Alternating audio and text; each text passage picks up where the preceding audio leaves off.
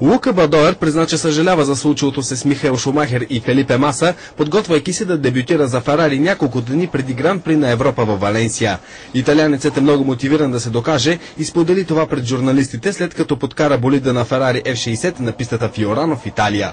Искам да използвам тази възможност, за да се раздам до край. Предизвикателството е голямо. Стартът в Испания ще бъде като тест за мен и искам добър резултат, сподели 38-годишният италианец.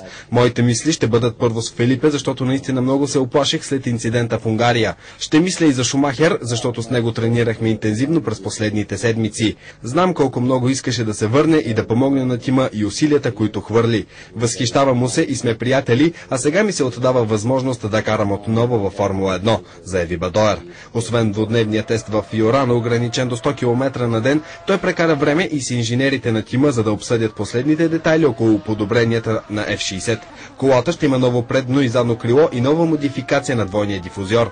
Лука Бадоер има 56 състезания във Формула 1 зад гърба си с отборите на Лола, Форти и Минарди в края на 90-те.